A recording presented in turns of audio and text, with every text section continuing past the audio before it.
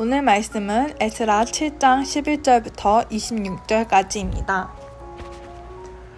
여호와의 계명의 말씀과 이스라엘에게 주신 율례의 학사인 학사 겸 제사장 에스라에게 아닥사스다 왕이 내린 조서 초본은 아래와 같으니라. 모든 왕의 왕 아닥사스다는 하늘의 하나님의 율법에 완전한 학사 겸 제사장 에스라에게 조서하노니, 우리나라에 있는 이스라엘 백성과 저희 제사장들과 레위 사람들 중에 예루살렘으로 올라갈 뜻이 있는 자는 누구든지 너와 함께 갈지어다. 너는 내 손에 있는 내 하나님의 율법을 쫓아 유다와 예루살렘의 정형을 살피기 위하여 왕과 일곱 모사의 보냄을 받았으니, 왕과 모사들이 예루살렘에 거하신 이스라엘 하나님께 성심으로 드리는 은금을 가져가고, 또 내가 바벨론 온도에서 얻을 모든 은금과 이 백성과 제사장들이 예루살렘 그 하나님의 전을 위하여 즐거이 드릴 예물을 가져다가 그 돈으로 수송아지와 수양과 어린 양과 그 소재와 그 전체의 전제의 물품을 신속히 사서 예루살렘 내 하나님의 전단 위에 드리고, 그 나머지 은금은 너와 너희 형제가 선히 여기는 일에 너희 하나님의 뜻을 쫓았을지며 내 하나님의 전에서 섬기는 일을 위하여 내게 준 기명은 예루살렘 하나님 앞에 드리고, 그 외에도 내 하나님의 전에 쓸 것이 있어서 내가 드리고자 하거든 무엇이든지 왕과 내 탕고에서 취하여 드릴지니라. 나 아닥사스다 왕이 강 서편 모든 고지기에서 조서를 내려 이르기를, 하늘의 하나님의 율법의 학사 겸 제사장 에스라가 물은 너희에게 구하는 것은 신속히 시행하되, 은은 100달란트까지, 밀은 100고르까지, 포도주는 100바까지, 기름도 100바까지 하고 소금은 정수 없이 하라. 물은 하늘의 하나님의 전을 위하여 하늘의 하나님의 명하신 것은 삼가 행하라. 어찌하여 진노가 왕과 왕자의 나라에 임하게 하랴. 내가 너희에게 이르노니, 제사장들이나 레위 사람들이나 노래하는 자들이나 문지기들이나 느디님 사람들이나 혹 하나님의 전에서 일하는 자들에게 조공과 잡세와 부세를 받는 것이 불가하니라 하였노라. 에스라여, 너는 내 손에 있는 내 하나님의 지혜를 따라 내 하나님의 율법을 아는 자로 유사와 재판관을 삼아 강 서편 모든 백성을 재판하게 하고, 그 알지 못하는 자는 너희가 가르치라. 물은 내 하나님의 명령과 왕의 명령과 준행치 아니하는 자는 속히 그 죄를 정하여 혹 죽이거나 정배하거나 가산을 정몰하거나 옥에 가둘지니라 하였더라.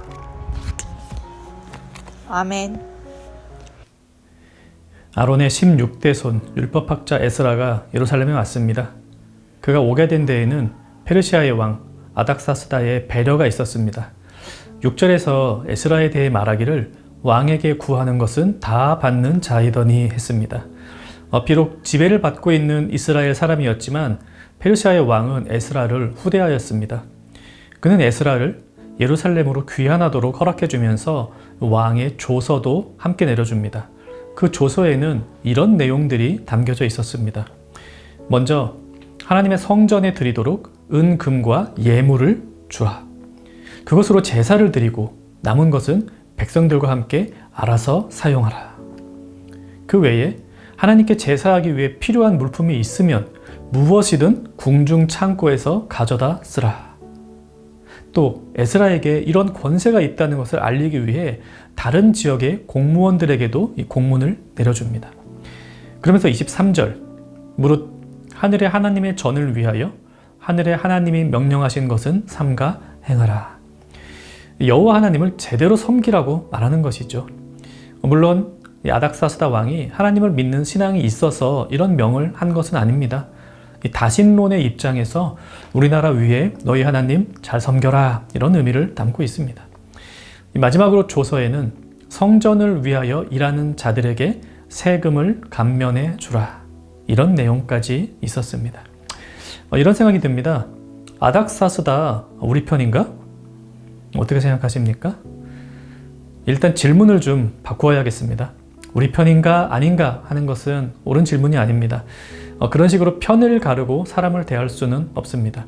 앞서 말씀드린 대로 그에게 하나님을 믿는 신앙이 없었던 것은 확실합니다. 그런데 또한 분명한 것은 그는 하나님의 도구로서 일하고 있다는 사실입니다. 이스라엘 나라가 패망한 지금 하나님께서는 이방 나라 왕 고레스를 통해서 백성들을 포로에서 복귀시키셨고 아닥사스다를 통해서 새로운 일을 행하고 계십니다. 아닥사스다가 우리 편이냐 아니냐 이걸로 헷갈려 할 것이 아니라 비록 이방 나라 왕이지만 하나님께서 그를 도구로 사용하신다는 사실을 인정해야 합니다. 그렇게 되면 우리에게는 두 가지 적용거리가 생깁니다. 첫째는 이와 같은 지도자들을 위해 기도해야 합니다. 그 옛날 선지자 예레미야는 바벨론에 포로로 잡혀가거든 그곳에서 그 땅을 위해 기도하라고 백성들에게 권면하였습니다. 너희는 내가 사로잡혀 가게 한 그 성읍의 평안을 구하고 그를 위하여 여호와께 기도하라. 이는 그 성읍이 평안함으로 너희도 평안할 것임이라. 비록 우리나라를 망하게 한 바벨론이지만 하나님은 오히려 그들을 위해 기도하라고 하십니다. 내가 바벨론을 지지하든 지지하지 않든 그것이 중요한 게 아닙니다. 하나님께서 지금은 바벨론을 통해 이스라엘을 벌하고 계신다는 사실을 인정하면서 그들의 평안을 위해서 기도하는 것이 하나님의 뜻에 순복하는 길임을 깨닫는 것이 중요했습니다. 오늘 우리에게도 마찬가지입니다. 자신이 지지하는 정당의 지도자들만을 위해 기도하는 것은 그리스도인의 바른 기도가 아닙니다. 그리스도인들은 내가 지지하든 지지하지 않든 나라의 지도자들을 위해 기도해야 합니다. 대통령을 위해, 여당을 위해, 야당을 위해 기도해야 합니다.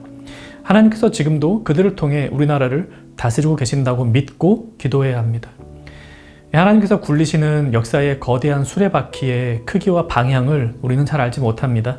다만 어느 순간이라도 하나님께서는 여전히 우리를 통치하시고 바른 길로 인도하신다는 믿음을 가지고 기도해야 할 것입니다. 두 번째 적용은 이것입니다. 하나님만이 우리를 통치하신다는 사실을 잊어서는 안 됩니다. 에스라는 페르시아 왕 아닥사스다에게 인정을 받는 사람이었습니다. 그를 위해 기도했습니다. 그렇다고 에스라가 아닥사스다를 하나님처럼 섬긴 것은 아닙니다. 에스라는 하나님께서 아닥사스다를 통해서 일하고 계시다는 사실을 잘 알고 있었습니다. 에스라는 하나님만을 섬기면서도 페르시아 왕 아닥사스다에게 호의를 입을 만큼 성실하게 국민으로서의 사명을 잘 감당했고 페르시아를 위해서도 그의 탁월한 재능을 잘 사용했습니다. 나라의 지도자들을 위해 기도해야 하지만 그들을 절대시해서는 안 됩니다. 사람은 누구나 실수하며 불완전합니다. 그것을 인정하고 하나님의 도구로서의 역할을 잘 감당하도록 기도할 뿐입니다.